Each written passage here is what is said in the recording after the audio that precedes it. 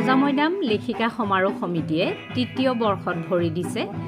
আজি ৰজামৈদাম লেখিকা সমাৰোহ সমিতিয়ে এয়া পলমকৈ হ'লেও শৰতৰ আবেলি অনুষ্ঠানটি অনুষ্ঠিত কৰিছে। চাওকচোন তেখেতসকলৰ প্ৰতীক গীতটো আপোনালোকে শুনক। গীতটিৰ ৰচনাৰ ৰীণামণি ভূঞা আৰু সুৰ দিছে ছফিউল্লাহ মহম্মদে।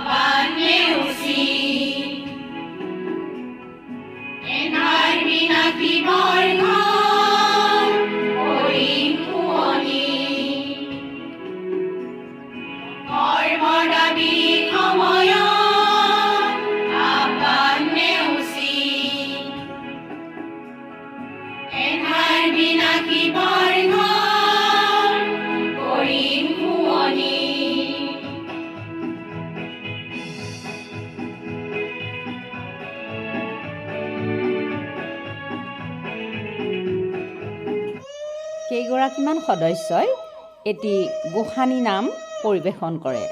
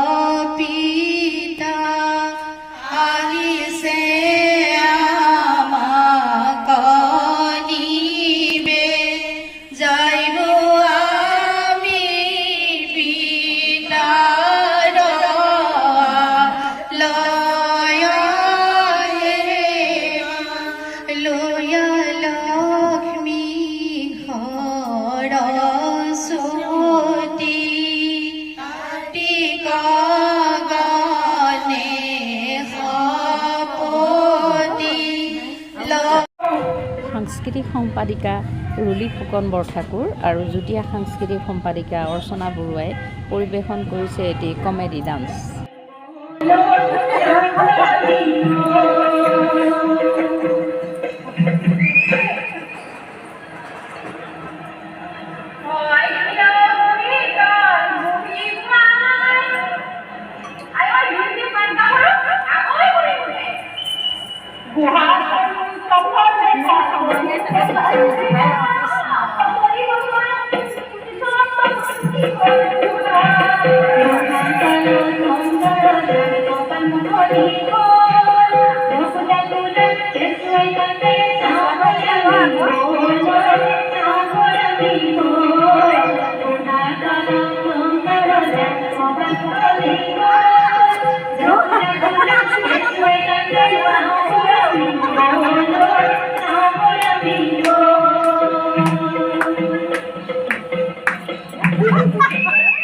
মানুহে আগতে চুমা খাইছ ইমান প্ৰেম নে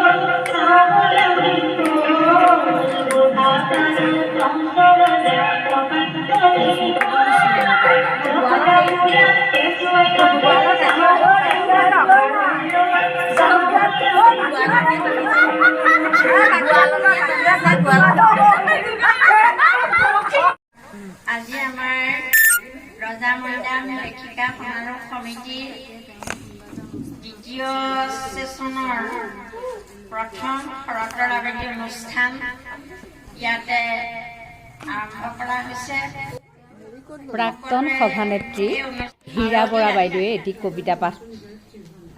ঋতু যায়, ঋতু আহে, ঋতুৰ অপূৰ্ব সন্মানেৰে ভক্তি ৰখে মহীয়ান ভাদৰ শেষত শৰতৰ আগমন। গ্ৰীষ্মৰ বৰ্ষাৰ অন্তত কমি যায় সূৰ্যৰ উৎকট তাপমান। শৰতৰ সন্মোহনী ৰূপে আৰু নান্দনিক সৌন্দৰ্যৰে শুকুলা ডাৱৰৰ বকচাত উঠি আহিনৰ স্নিগ্ধ আকাশৰ বতৰক লৈ আহে শুভ্ৰ বসনা শাৰদী ৰাণী জানি। জ্যেষ্ঠ সদস্যা বন্দীৰেখা শইকীয়া বাইদেৱে এটি ৰাসৰ গীত পৰিৱেশন কৰে।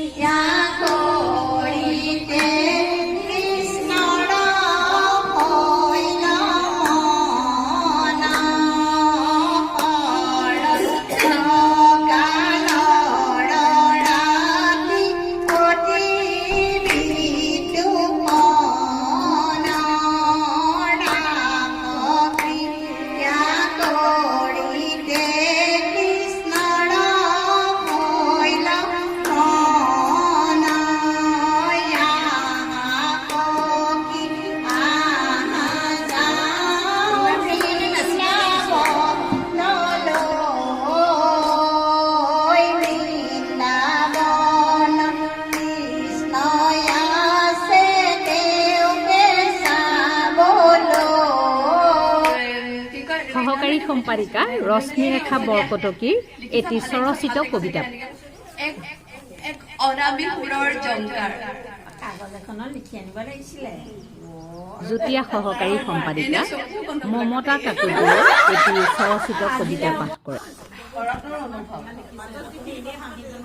শাৰদীয় বাঁহ বলাই তোমাৰ স্মৃতিবোৰে ক্ষীণ কুঁৱলী ফালি মোৰ তেজ ৰঙা কলিজাত দোলা দি যায়। দুবৰিৰ দলিচাত বহি নিয়ৰৰ মুকুতা বঠা সেউজীয়া সপোনবোৰে বাৰে বাৰে আউল লগায়। তুমি অহাৰ বতৰা জোনাকী জাকে মোৰ কানে কানে কৈ যায়। তুমি অহাৰ বতৰা পালেই মই বাউলি হৈ পৰো। তোমাৰ কোমাল পৰশেৰে মোৰ হৃদয়ত সেউজীয়া সপোনবোৰে খেন্দুলনি তোলে। মোৰ অনুভৱৰ কৰণী তোমাৰ প্ৰেমৰ গুণগুণনি। আল ফুলীয়া দুহাতেৰে যতনাই ৰাখো।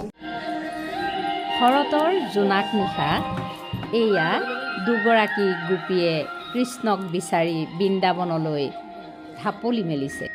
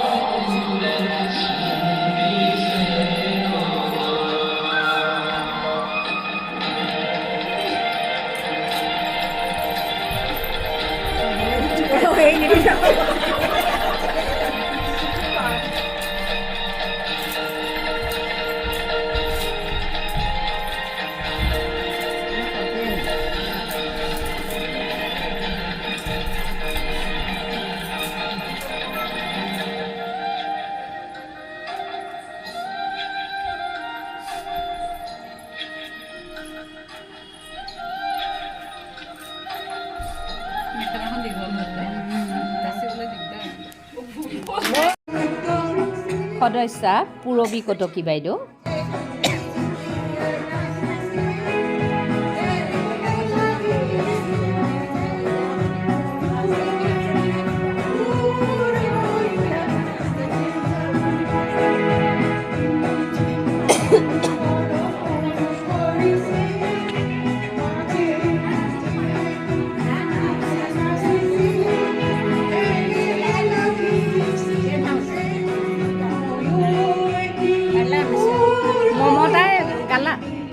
মমতা গালা আৰু হেৰি পলি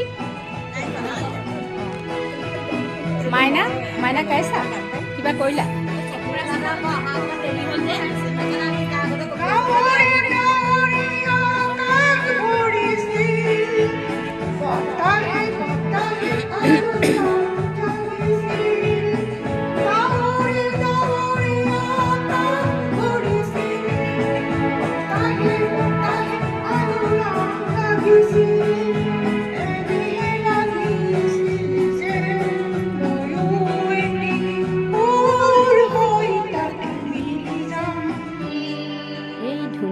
গধূলি লগন গীত পৰিৱেশন কৰিছে সদস্যা পলি ৰাণীয়ে।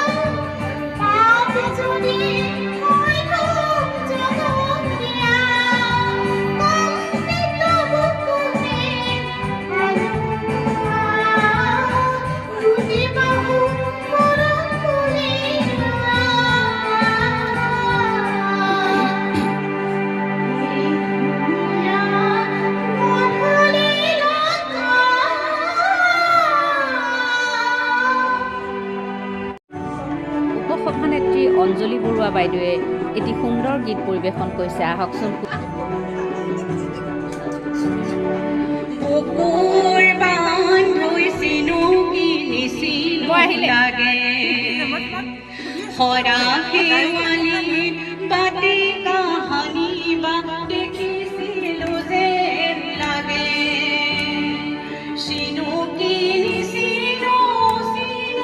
ওইফালে কি হ'ল? একদম চুকত যে আগলৈ হওক।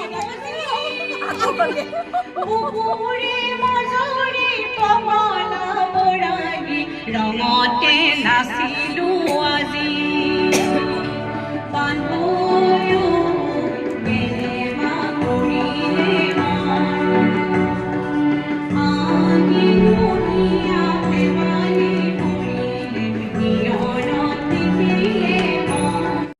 সকলোকে মোৰ মৰম আৰু শ্ৰদ্ধা জনাই মই মোৰ স্বৰচিত এটা কবিতা পাঠ কৰিবলৈ লৈছোঁ।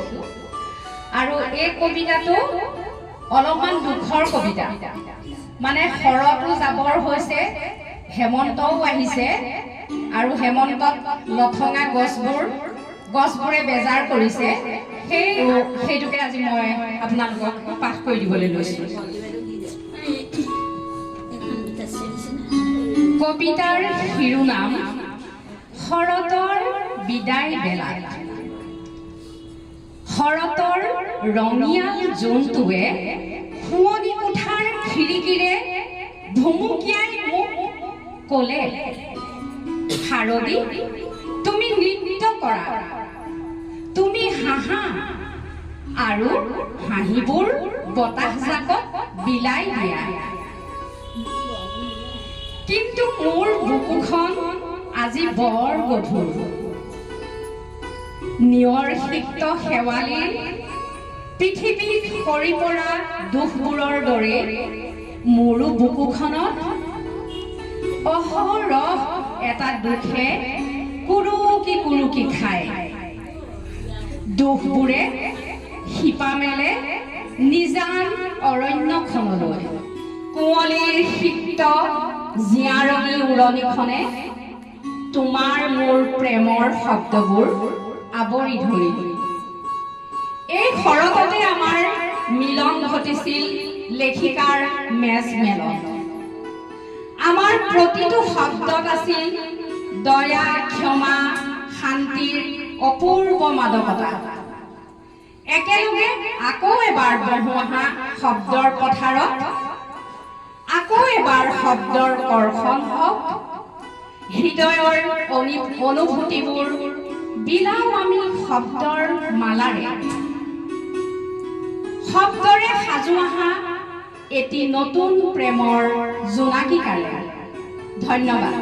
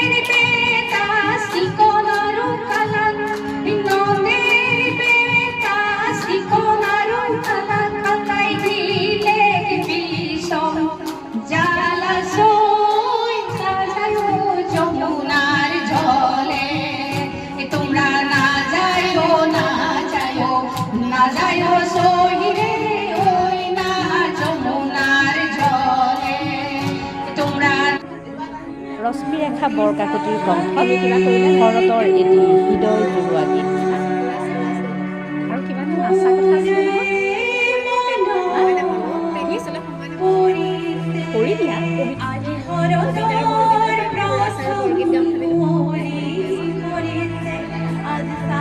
গামানি মোৰ ভাগৰ এটা নাচাই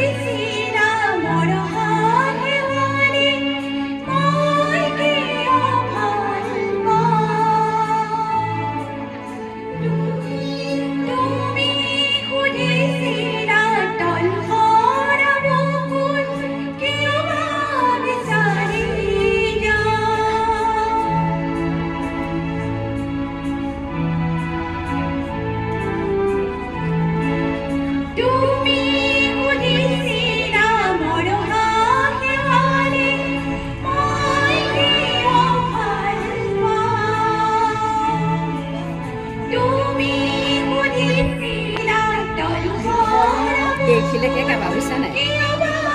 এইখিলৈকে গাই দিবা আৰু বাকী এইটো বেছ গাব নালাগে, বেছি দীঘল হৈ যায়। এইটো ভূপেন হাজৰিকা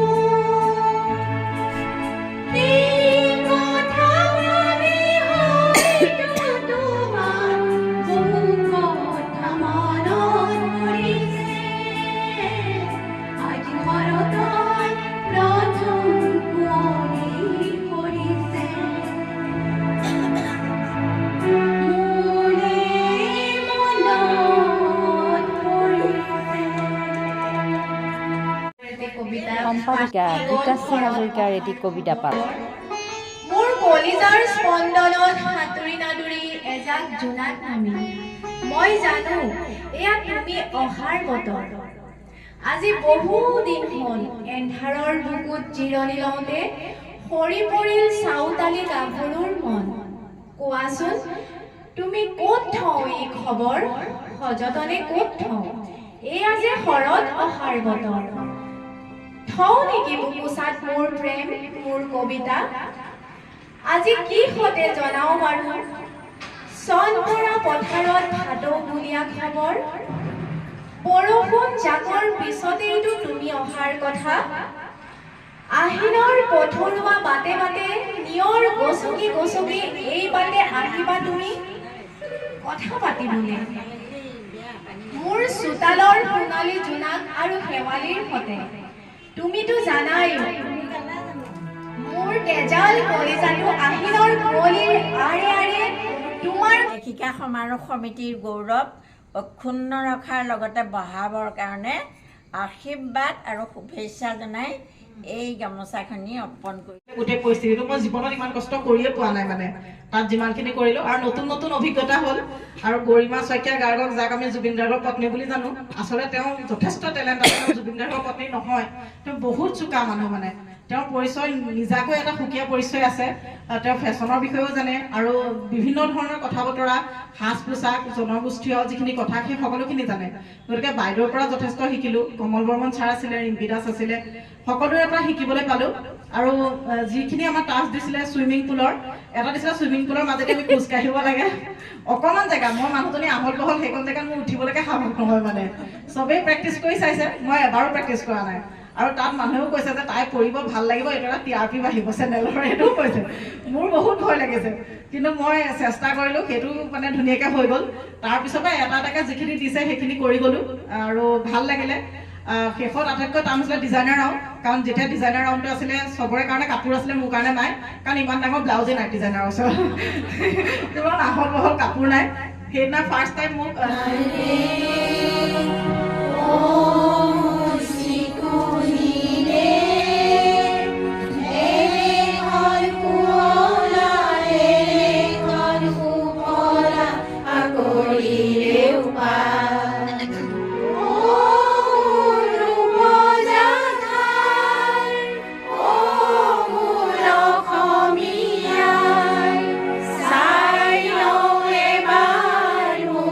ধন্যবাদ বন্ধুসকল সকলোৱে মোৰ এই ভিডিঅ'টো চোৱাৰ কাৰণে আপোনালোকক অশেষ ধন্যবাদ জনালোঁ লগতে সকলোৱে মোৰ এই চেনেলটো ছাবস্ক্ৰাইব কৰিব বুলি আশা কৰিলোঁ আৰু লগতে আপোনালোকৰ বন্ধু বান্ধৱীলৈ এই ভিডিঅ'টো শ্বেয়াৰ কৰিব তেন্তে আজিলৈ আহোঁ পুনৰ এটা নতুন ভিডিঅ'ৰ সৈতে আপোনালোকৰ মাজলৈ আহি আছোঁ ধন্যবাদ।